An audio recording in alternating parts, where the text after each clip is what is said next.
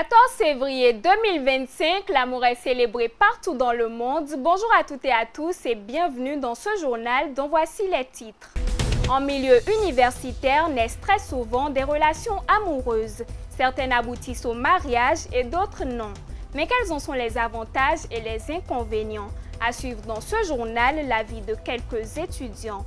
Ce vendredi 14 février est un jour consacré à la célébration de la Saint-Valentin. Une fête dédiée à l'amour. Comment célèbre-t-on cette fête en étant étudiant? Gilles Christeco nous en parle.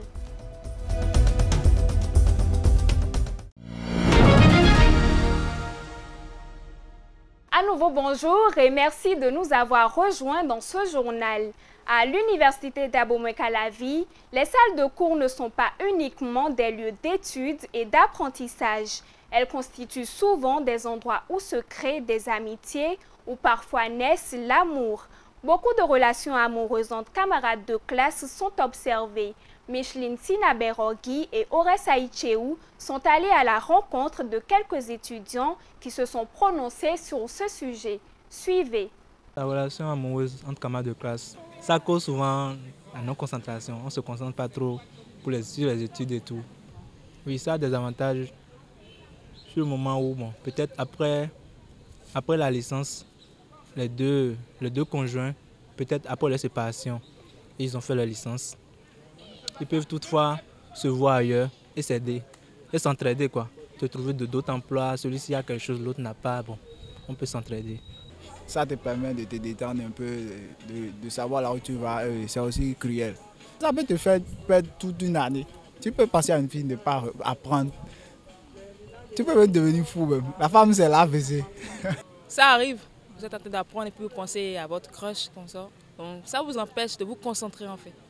On constate qu'il y a des gens, leur affaire, surtout c'est les hommes, c'est le sexe.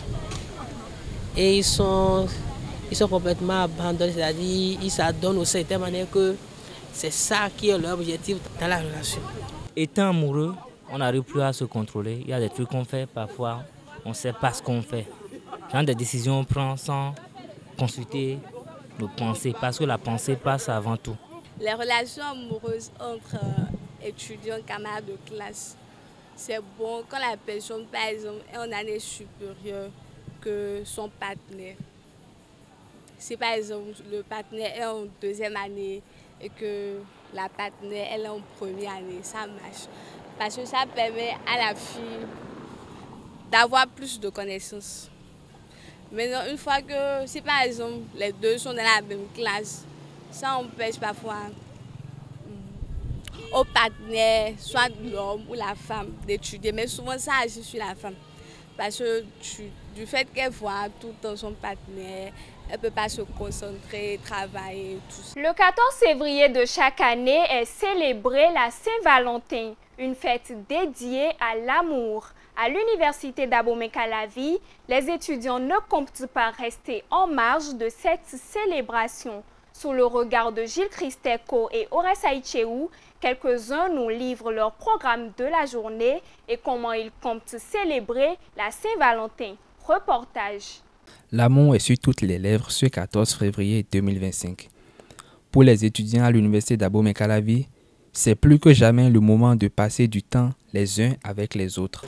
Pour moi, la Saint-Valentin, c'est une fête des amoureux où deux personnes se montrent leur amour en s'offrant des cadeaux ou en choisissant de passer du temps pendant cette journée ensemble. Mais sans Julie, pour sa part, pense qu'on n'a pas besoin d'un lien spécial avec une personne pour célébrer avec elle la Saint-Valentin. Et pour moi, c'est une fête où tout le monde peut offrir des cadeaux, pas forcément pour les amoureux, parce que si par exemple si je vous vois et puis j'ai un cadeau, je peux vous dire joyeux fête de Saint-Valentin, comme vous êtes un ami, je peux vous faire ça. Pour moi, c'est pas forcément pour les amoureux, c'est pour l'amitié, tout ça quoi. Kevin Yonwan est un vendeur de roses. Pour lui, c'est un présent très symbolique qu'on peut offrir à son ou sa partenaire. Selon moi, ça montre un signe d'amour. Ça prouve que la personne m'en donne beaucoup. Quant à la manière dont ils comptent célébrer la Saint-Valentin, chacun d'eux a sa petite idée. Eh ben, on a prévu de sortir et de passer du temps ensemble, tout et tout. On a prévu un budget de 30 000. Une petite sortie, ça ne dit pas non. Pas un grand budget, un petit budget à la plage, à Bino. Conscient des différents enjeux qui entourent les relations amoureuses de nos jours, Madio Adjovi tient à adresser un message aux étudiants qui entretiennent ce type de relations. C'est vraiment difficile de trouver l'amour aujourd'hui parce que, bon, en griffe et aujourd'hui, nous les jeunes, nous aimons l'argent, surtout les filles. La Saint-Valentin est un jour spécial pour les étudiants. Ces derniers expriment leurs sentiments à leurs partenaires à travers de petits gestes ou de grands, selon les moyens.